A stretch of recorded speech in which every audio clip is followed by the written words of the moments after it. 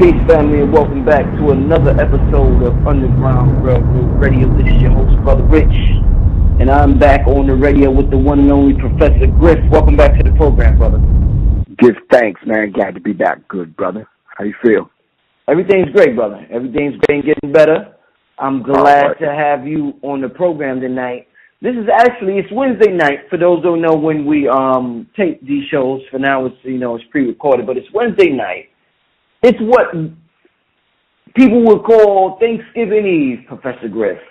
2 days before the one and only Black Friday, Professor Griff, and 30-something days away from what we know since we were young as Christmas. So, with that being said, Professor Griff, I want to talk to you about the holidays. There's been a lot of talk throughout the year about this time of the year. A lot from the Minister Farrakhan. He brought it up a lot during the Justice or Else march that you was at. I'm getting that to a little later. I guess to start out with, Professor Griff, it seems as though this is the time where people get divided a lot with their belief systems and what they're into and what they pray to, and some people get mad because of the origins, and some people get mad because they feel like conscious people are what do you call that when you Debbie Downers, and they never want to have fun and they want to kill all the joy out of holidays. Killjoys, they call them. Yeah, killjoys, right. So there's a lot of emotions in the air around this time of the year, and I want to get your take from a brother that's been in this conscious movement, that's had knowledge of self for so long. What's your take on these holidays? Thanksgiving, Black Friday. That's not a holiday, but it's a day that, we're going to talk about Christmas. What's your take on all of these days that that's going to be talked about so much? Well, of course, I would have to probably take my cues from Dr. Ishaka Musa Barashango. And when he talks about menticide, when he talks about European holidays and African people and European holidays, and he actually calls it a mental genocide. So he's actually having black people view these holidays as something that will cause black people some mental illness. Now, looking at it from that perspective, when he talks about African people and European holidays, a mental genocide, Ishaka Musa Barashango said himself, Thanksgiving Day literally is a holiday celebrating the beginnings of the total extermination of an entire race of people commonly known as Indians, and the enslavement, continued oppression, genocide of the African by European settlers for over 100 years now. That's Ishaka Musa Barashango. And then if you dive into what holidays actually mean, with understanding that, Ishaka Musa Barashango said we have an energy that we lend to these particular holidays for several reasons. A, it was a time for us on the plantation not to work. So we invited the holidays, and whatever master wanted us to believe in, hell, we just believed in it because we wanted the day off. So looking at it from that perspective, holidays, I always said, Brother Rich, but by your own admission, you said, I've been in this kind of movement for a minute, and yes, I have, and I've always said, you can go back and listen to other lectures that I've done, there is a difference between holiday, Holiday, and holiday, Holy, space D-A-Y. One is a holy day, and one they play off as a holiday, meaning just a day off. And they slick with it, and if you don't catch it, you'll think the holiday is the holy day. And a holiday is not a holy day. The holiday inn, where these people be doing for their little things that they do over the weekend, is not a holy day. It's not a place where holy things, spiritual things go on. You understand what I'm saying? Holiday, a legal holiday, Holiday, is a legal day off. A day set aside by law or statute as exempt from regular labor or business activities, usually to celebrate or commemorate something that happened on or near that date, a public holiday, not a holy day. And there is a difference. Holy day is the day or days of a religious festival. Thanksgiving Day is not a holy day, bro. Mm-hmm. And Dr. Shakamusa Barashenga was absolutely correct. Tonight, then, if we dive into the whole history of what this particular holy holiday represents, we should be appalled and embarrassed to even saying to someone, Happy Thanksgiving, if we look at the history of what happened to the Native American. You know, my father is a Blackfoot Native American. So that history and that blood runs through my veins. So we should be ashamed of ourselves to say to someone, Happy Thanksgiving, if we do the history and we look at the history of what Europeans and people here in America has done to the Native Americans and black people and continue to do. We don't need to run over the history because our people that's listening to this know the history of what happened to the Native American. That whole cozy little conversation about the Pilgrims is an absolute 1,000% lie.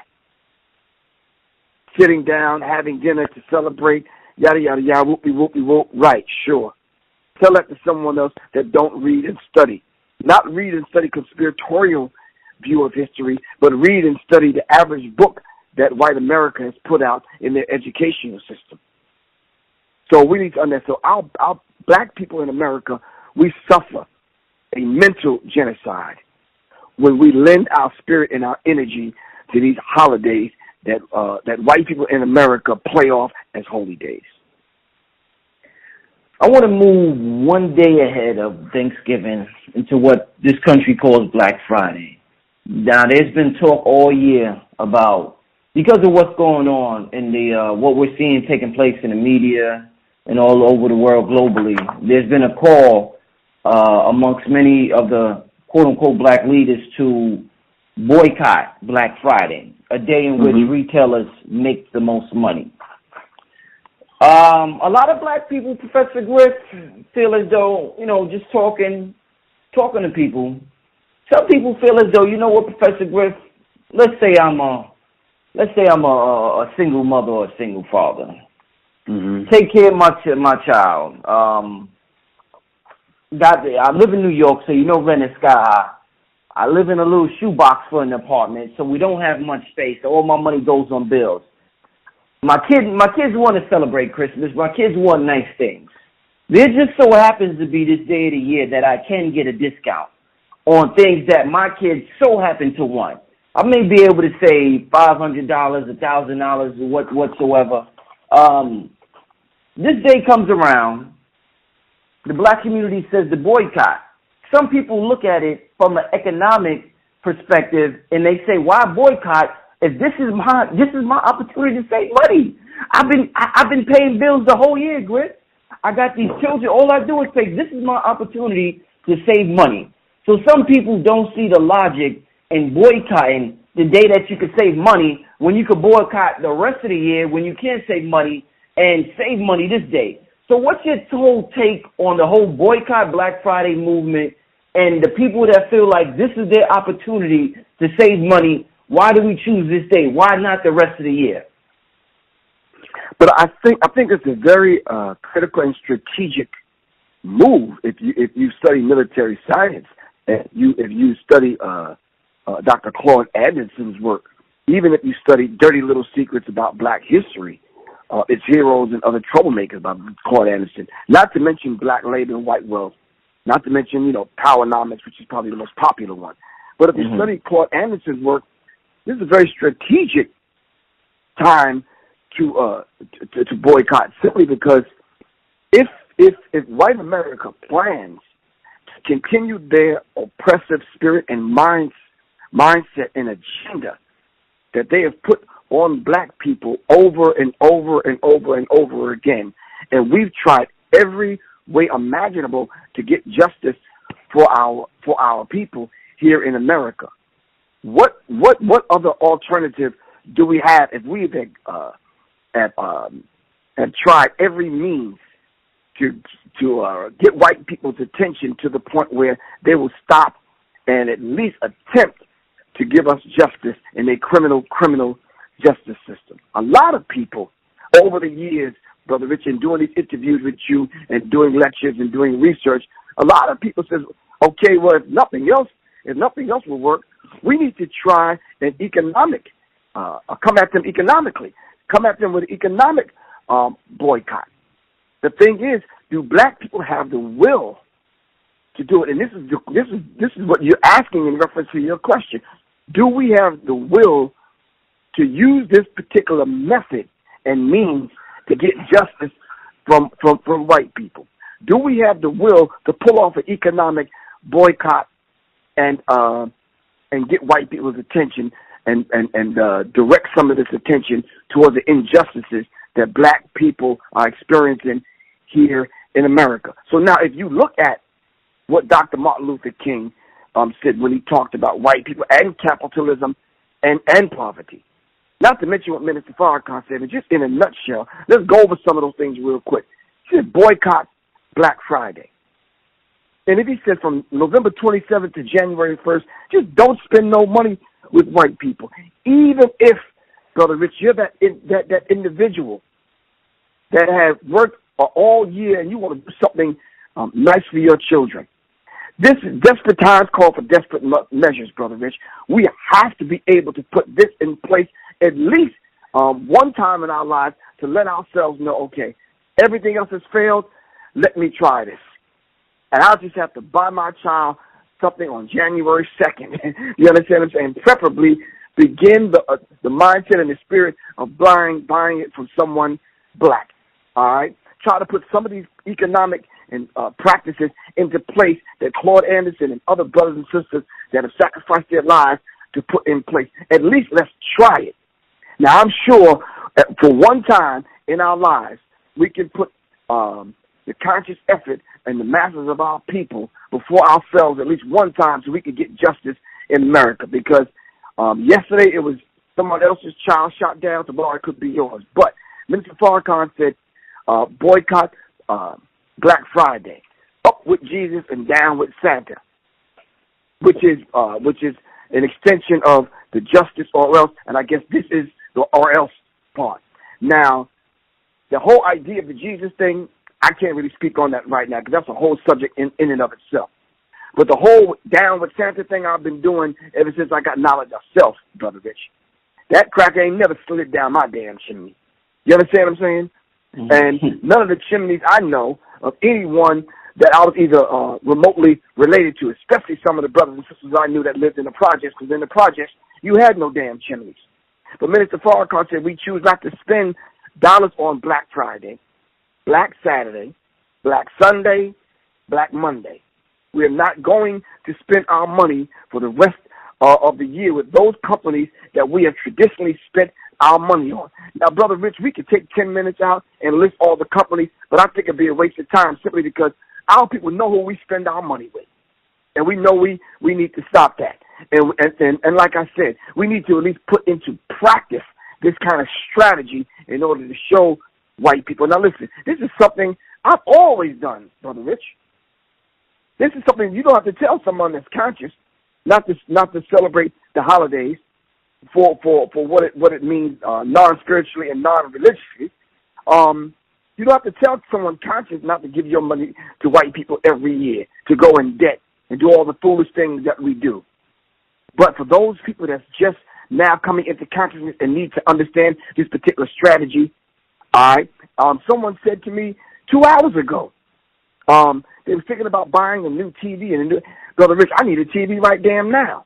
But for the sake of being in unity and in sync in the spirit of our brothers and sisters, whether it came from Minister Farrakhan, you, Francis Cresswell, or whomever, I want to be in sync with our people. But let me say this. The Knicks player, J.R. Smith, links Black Friday to slavery in a bizarre Instagram post. Well, that's not so bizarre. Says, did you know that Black Friday stemmed from slavery? It was the day after Thanksgiving when slave traders would sell slaves for a discount and read. And when he said this, and the Instagram picture was put up, I saw it, I read it, and then I saw some of the comments in reference to it. I said, wait a minute, the brother was 1,000% correct. 1,000%. They said it was foolish, it was idiotic. Now, maybe for a Knicks basketball player, he probably shouldn't have done it because he has to save his contract and abide by the rules and regulations of his contract. But I'm sure it didn't say in there that he couldn't put up an Instagram post about what he thought was the truth. So let's just look at it real quick. 1 minute, Brother Rich. If what the brother is saying is true, and he did the research, and it talked about Black Friday is originally a diverse, now that was the first, is the first diverse, and now accepted by mainstream, as to mean that all year a company could be in the red, and by the time Saturday morning rolls around after Black Friday, that company will now be in the black, hence the term Black Friday, and they're saying it's an economic term. And cool, but you're talking about some Johnny-come-lately to this thing. The same people that refuse to go back and do the research. We can go back to the history of Wall Street, and Brother Rich, I'm sure you know the history of Wall Street. Am I correct? Mm-hmm.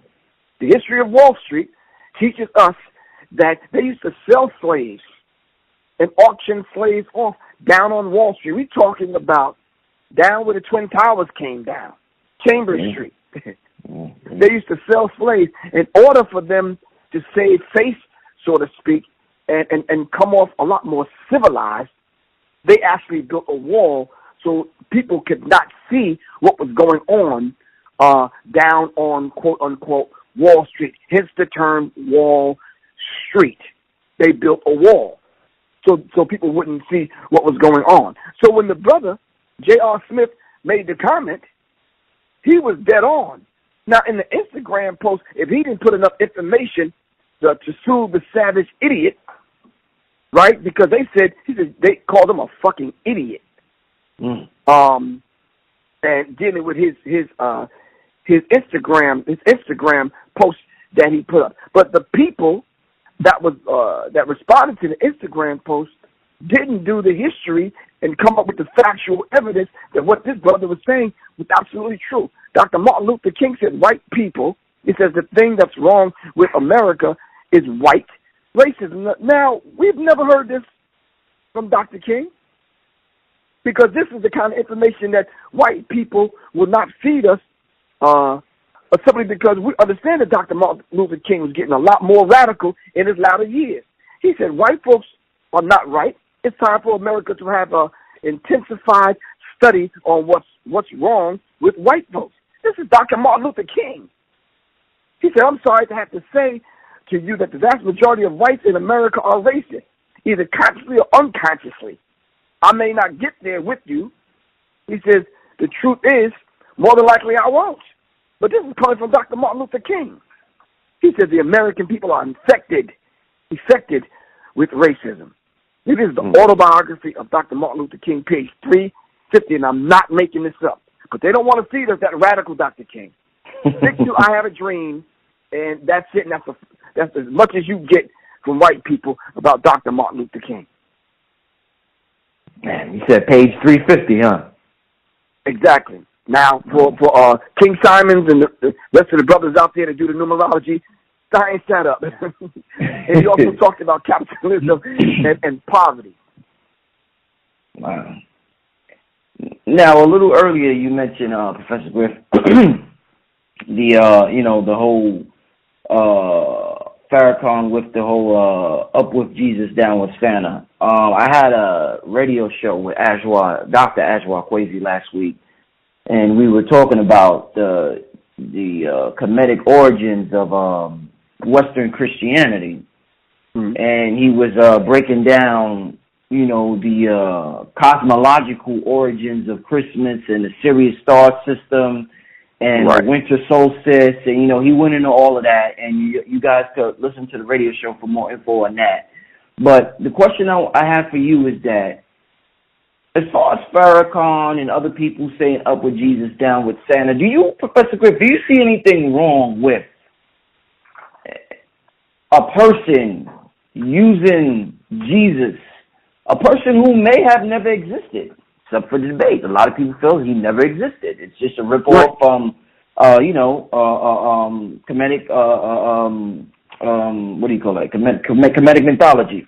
So do you have a problem with people worshiping a man that never existed, even if it makes them a better person? If this makes me a better person in this world, Griff, I can move along. I treat Professor Griff better. I treat Professor Griff children better. I treat Brother Rich better because I have a belief in a system with this this Messiah called Jesus that makes me treat somebody as I want to be treated. Do you see anything wrong with that, Professor Griff? Brother Rich, I see a lot wrong with that. But just on the surface, Brother Rich, if you told me that you wore a toilet around your neck and the tooth fairy that you believe in died on the toilet for your sins, but it made you a better person, then by all fucking means, man, wear the goddamn toilet around your neck. Are you following me?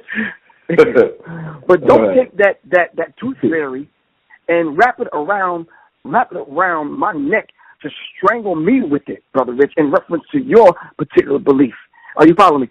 Don't make me feel like I feel so bad every Sunday in church that I prayed to the tooth fairy that died on the toilet that I'm going to go to hell. Don't beat me upside the head with it and do all the things that they do in reference to this white Jesus that they shove down our throat. Don't enslave my people in the name of the tooth fairy that died on the toilet, Brother Rich. You understand? Don't do all the things that they do in the name of a person that I know for a fact never existed. And I've had this discussion and argument not only with family members but friends, people that call me on and offline. I ask people to just take a minute, take a deep breath, press the pause button, and just study Caesar's Messiah. It's a documentary that's out called Caesar's Messiah. And I really want people to examine what Joseph Atwell is talking about in his documentary film, Caesar's Messiah. I also want people to study the first part of the documentary, part 1, where it talks about astrotheology. And then last but not least, Brother Rich, while people are relaxing with their feet up eating goddamn cranberry sauce and turkey and dressing and mashed potatoes and gravy, all of which may lead to some clogged arteries, but I'm just saying, study the movie Anonymous. It asks the question, is Shakespeare a fraud? It'll give you a peep into who are the people that actually constructed this particular thing called the Holy Bible, Brother Rich. Study the movie Anonymous. It says this person, Shakespeare, never really existed. It was someone that actually did all of the writing under the pseudonym, under the name of Shakespeare. It says Shakespeare was a fraud, and they said they can prove it. And they actually put it in a film called Anonymous. So then who were these people that wrote these particular literary works that they give the credit to Shakespeare? And we know and understand this Phil Valentine and Shakamusa Garashango and other people have taught. It's a secret society. Steve Coakley had mentioned it's a secret society under the name Shakespeare because they hid their name in the Bible in the book of Psalms 46. 46 words from the top of Psalms 46 in and 46 words from the bottom will give you the name Shakespeare. And they hid their name in the Bible. And we have to take a look at these things. I don't care how far-fetched and crazy it sounds, Brother Rich. I am not giving my heart, my soul, my spirit, everything I own and everything I am over to some mystery spook god under the guise and under the name of Jesus and under the guise of going to heaven if I believe in him.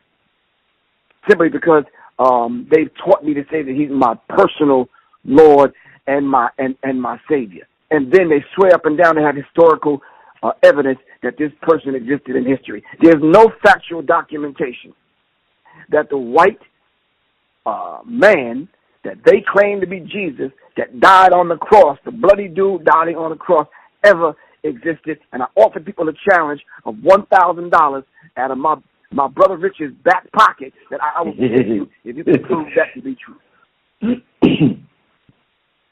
Your pocket, brother Rich. I hear you. My pocket. Now, Professor Griff, this is the time of year. We touched on a little earlier where, family and friends come around. Just for those listening, some advice for those listening. I'm not sure if we talked on this in a past show, but is it worth it trying to, you have knowledge yourself, you have awareness of historical facts, like you just said, about Jesus. You could go pretty deep with this Jesus thing and this Kemetic thing and Black Wall Street, Black Friday, origin of Thanksgiving, origin of Christmas. You could go pretty deep with that now if you want to. Is it worth it debating, arguing with your family, trying to convert them to knowledge of self during the holidays? Because they come around, it's automatic. My family came in New York. My sister's in town from Atlanta because, like you said earlier, they have the time off, so they use it as a time to visit family. Now, is my sister into all the information that I'm into? No. My question to you, Professor Griff, is it worth it trying to convince them of what you know, or should you let them do what they do and just learn to love them and accept them for who they are? Yes, of course, Brother Rich. To be honest with you, I have 6 brothers and 6 sisters. There's 13 of us. I have 20, 30 nieces, nephews, cousins, and then they have children. Mm-hmm. So, when I don't bog them down, and I don't beat people head, strangle them with me being conscious and having knowledge of self. I don't. Sometimes when I get with my brothers and sisters that are conscious, we don't discuss this. We you understand what I'm saying? We enjoy one another's company, whether we playing basketball, bowling, doing whatever. Every blade of grass doesn't grow at the same rate of speed. I don't argue with my brothers and sisters and family members that I know that I used to. You understand? Because all of us go through that phase where we try to get them to understand the truth of some of these things. That's just who and what we are. That's part of being conscious. But after a while, you gotta let that go. Let them come along when they need to come along. And I tell people this every single day that call me that just leave grandma alone. Let her believe what she wants to believe. You know what I'm saying? She's about 75, 80 now, so let her do her thing. She'll come around when she feel like she want to come around. Some of us have to let it go in doses, Brother Rich. Some of us get it in spoonfuls. So, and we have to understand that. And a lot of times, Brother Rich, when you force this on people, they reject it even more. Right. So I say every blade of grass doesn't grow at the same rate of speed. Let people get it the way they get it. There's no sense in arguing. Your sister in town from Atlanta, hang out, enjoy your sister, show your sister, do what y'all do as a family. You understand what I'm saying? But let them know when it comes to certain things, it's just certain things that you as an individual, you ain't got to put a label or a title or a name on it, Brother Rich. It's just certain things that you do as an individual. And tell your sister, as your brother, I'm just not going to do. I'm not going to eat the ham with y'all. I don't care how much y'all glaze it or whatever. I'm just not going to eat ham. And there's just certain things I'm not going to do. You understand what I'm saying? And in most cases, Brother Rich, when it comes time for prayer, even when Public Enemy we're about to go on stage, we pray. And when we pray, we know there's about 3 different prayers that we pray before we go on stage. Somebody may say a few words in reference to just encouraging one another to be the best people that we can be. Flavor always leads the prayer when it comes from the Christian side. Brother James and Pop always leads the prayer when it comes from the Islamic or the Muslim side. And we balance everything out. You understand? Chuck may say a few words. You understand what I'm saying? But we always, everybody in Public Enemy ain't Muslim, don't acknowledge yourself. You understand what I'm saying? But we're spiritual people, so we balance it out in the huddle. Indeed. But listen, it says, Ptah Hotep, he says, do not misuse your time while following your heart, for it is offensive to the soul to waste one's time. It is offensive to the soul, it says, to waste one's time. You don't waste people's time with beating them over the head with something that they probably already know. It's just taking them a little bit more time to process it. Worst thing in the world, man, you claim you got it and you backsliding every other weekend. You understand what I'm saying? Indeed. then you truly don't have it. Indeed. Now, That's very real. We talked a little earlier about the whole, like I said, just so many emotions going to the air during this time because of, like we said, so many divided belief systems with spirituality and everything else. You mentioned the term killjoy. I was trying to find a term of how people try to describe conscious people sometimes around the holidays because we're not in the so-called holiday mood. Do you think that as a parent, this is for the parents, because I'm just talking with parents. Some parents feel like this. Do you think that being conscious and not celebrating the holidays and just not participating in a lot of activities that the average person participates in on a day-to-day basis, whether it be, as a conscious person, you may hear conscious people talk shit about, basketball players, and they may say, look at those monkeys running up and down the court for the black man. They may talk shit about football. Look at them. Look at them in tights for the white man. They may talk shit about the rappers. Look at them singing and buck dance. They may talk shit about a lot of people on television and they don't want their children to participate in those things. Some people feel as though that makes the child want to rebel even more when you don't let them participate in nothing. It sort of gives them, when Michael Jackson was young, he didn't have a childhood, so when he got older, he created Never Everland because he never got to experience being a child. Some people feel as though when you're too strict as a conscious person or a child, you can't do this, you can't eat that. No, you can't eat that burger. Stay away from that. Stay away from that. It takes away from their childhood, and it ends up hurting them more than it does helping them. So for those who may want advice on that or finding a balance, Professor Griff, could you touch on that subject? Well, Brother Rich, we do have to understand what happens in the socialization process. Even when you want to get someone to learn a new skill, there's a process that you have to take them through. In order to get people to understand this whole idea of operating and vibrating on a higher frequency, on a higher plane, there's the average person, not the average person, pardon me, the doctor may say to the average person, Leon Africa, they say, okay, here's my book, African Holistic Health. And in the book, there's some do's and don'ts. There's some times to eat and there's some times not to eat. So let me give this to you. You understand? Hoping that it'll enhance your knowledge, right? And once it enhances your knowledge, your life will be better. So we're thinking that we're doing someone a favor, so to speak, and that we're helping someone out. We're helping, giving them some information to benefit their lives. We never looked at it. Even when we put restraints and guidelines and limitations on someone's behavior and thinking, we never thought that we was hurting the person. You understand what I'm saying? A lot of parents are overprotective, especially moms that are raising young boys. Sometimes may be overprotective, and then at the end or in the long run, may be doing more damage to the young boy than she may even know. You understand what I'm saying? So, just in a nutshell, there's no one particular way, Brother Rich, to get a body of information over to someone in a non-painful, stressful kind of way. I'm trying to choose my words carefully because I'm somebody's granddad and I'm somebody's father, and trying to get my sons and my daughters to understand certain concepts of life. You don't want to come too rigid. You don't want to come too soft. There's a different way I got to handle my daughter than I do my son. Then there's different age groups. You understand what I'm saying? So we have to be very careful about that. And I think from the parents that I know, I take my hat off to the parents I know to say the ones that I know especially are doing a beautiful job with their sons and their daughters. You understand what I'm saying?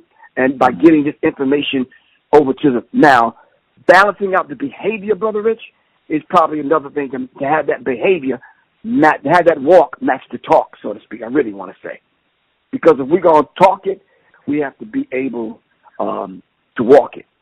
And that's just very real coming from a man who is a father and a grandfather.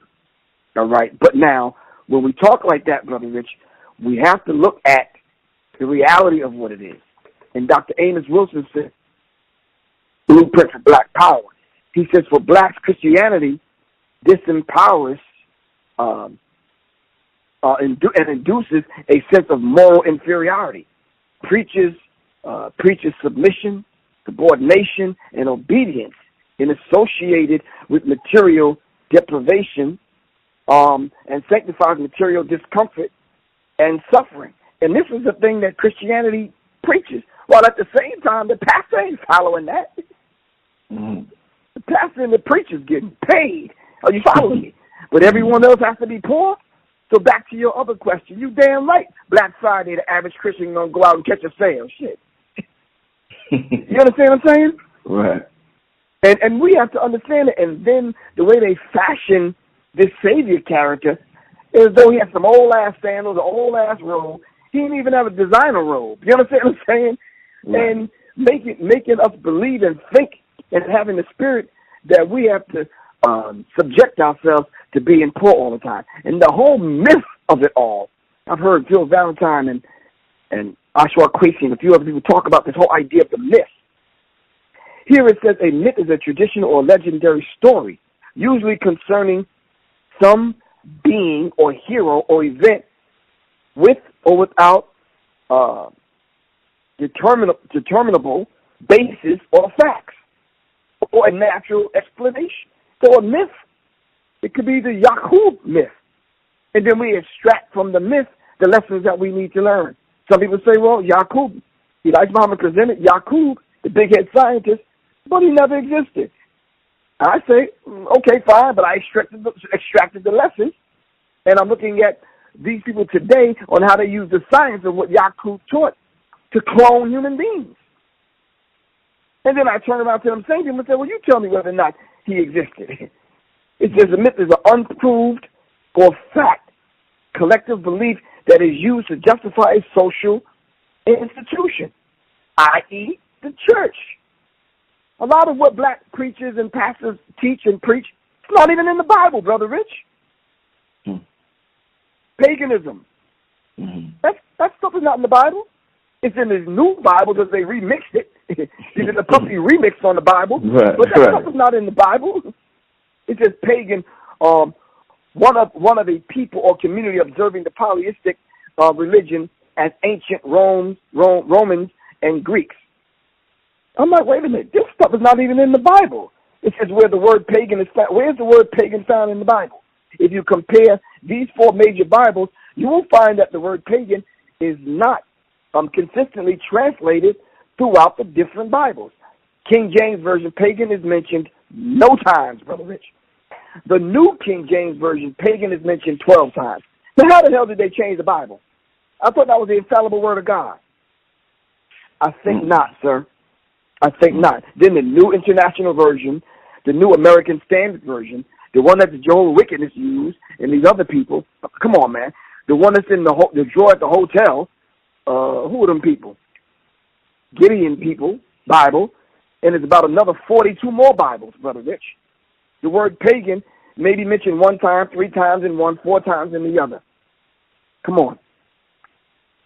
Wow.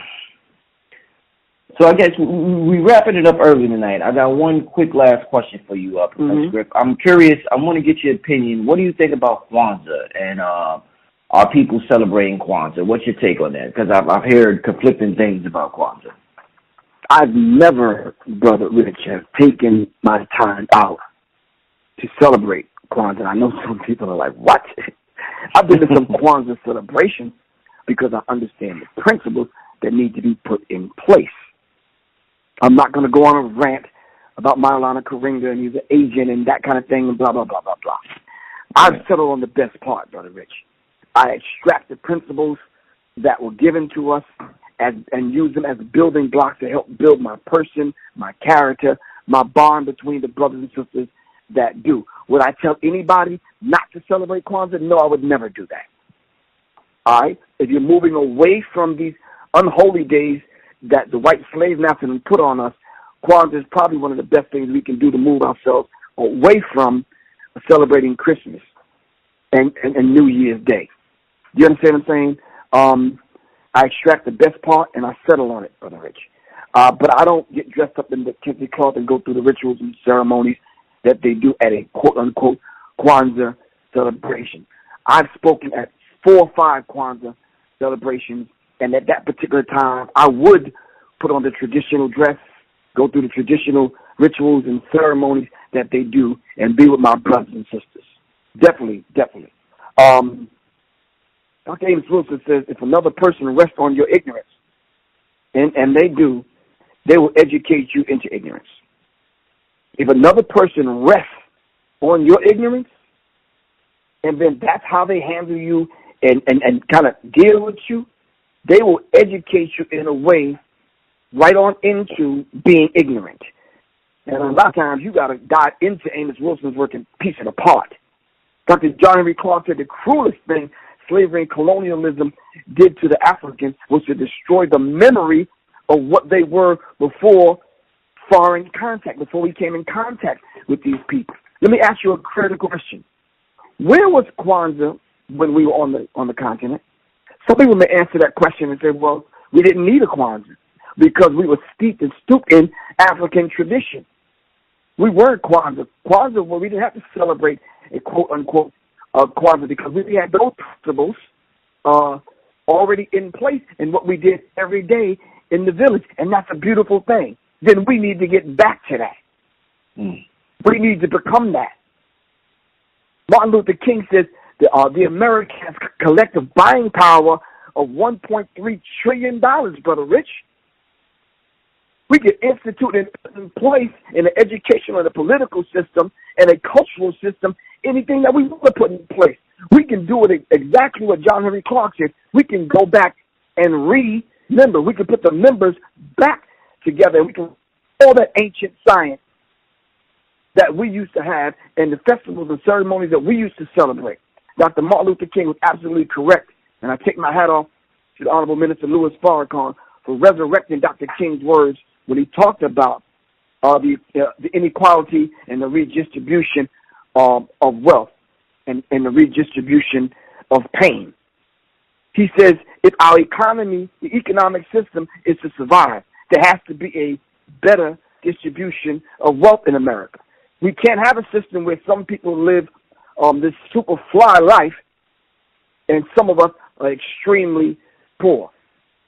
There's 196,940,000 square miles of this planet that we can extract and pull up the nutrients out of this earth to not only build and have a place and a roof over your head, but clothing, food, clothing, and shelter, Brother Rich. There doesn't have to be this 1% that live the way they do, and then the 5% or the 10% live the way they do, and everybody else is blind, deaf, and dumb, ignorant, and poor. We have to be able to, in closing, we have to be able to balance this particular dynamic out. So my heart goes out to those brothers and sisters like myself that's walking around during this time of the year with Native American blood and have to see some of our ignorant brothers and sisters treat the Native American history and treat this day, Thanksgiving, as though it's something to celebrate, and it's not. It says, let's celebrate the beginning of the indigenous genocide by overeating and watching football, because that's exactly what people do, brother. Am I lying? Come on, man. No, you ain't lying. How in the hell the Republicans going to turn around and say, here's a health care plan, and what they're offering us is disease blanket, what they did to the Native Americans? But we have to look at this in a very real way, Brother Rich. I have Indian in my family. Well, hell, prove it. And that same person was eating a turkey leg. That's a direct contradiction. I'm like, wrong. Right. It says the biggest, and I'm going to close on this, the biggest genocide in human history didn't occur in Nazi Germany, but on American soil. 100 million Native Americans were slaughtered and lost their homeland due to greedy Europeans. It says Thanksgiving, thanking who for what? Thanking who for what? So I really appreciate you and the consistent work that you do every single Wednesday. I know, like you, brother, it's sometimes, man, Wednesday roll around, I'm like, damn, got something to do today, ripping and running. By the time you get home, it's 10:30, You understand what I'm saying? Yeah. But we have to do what we have to do, Brother Rich, and I always thank you. Definitely. I appreciate you coming on the show, Professor Griff. Leave the people all the information they need for what you got coming up and how to get in contact with you, brother. Well, people can always reach me. Just give me a call at 678-557-2919. Once again, that's 678-557-2919. You can go to the Facebook page, Serious Minds. That's SIRIUSMINDZ. That's Serious Minds. You can just Google my name, Professor Griff. Everything will come up, or just hit me up on Facebook at Kavan Shah. And really, Brother Rich, I want people to look forward, man, to this Serious Minds and revamping the blog talk thing. And the thing that I'm most excited about, Brother Rich, I'm trying something new in 2016, and I'm hoping that the brothers and sisters, such as Phil Valentine and Real African and other people, will assist me in this. I'm doing this alchemical cipher, and the program that I'm going to use will allow a brother like Phil Valentine to come on and be a part of the study group to share some of his wisdom with the people that's going to sign up for the alchemical cipher. I want to turn you on to that software, Brother Rich, and it's a beautiful thing, man. We have to step this thing up and use technology to our advantage, man, to educate our people. I'm really looking forward to the alchemical cipher. I'm really looking forward to the things that I'm doing with the website, ProfessorGriff.me. And once again, I want to thank you, Brother Rich, for all the work that you do. And let's continue to do the work so we can raise the confidence level of our people. Shout out to Public Enemy. The album is out, Man Plans, God Laughs. Y'all go check it out.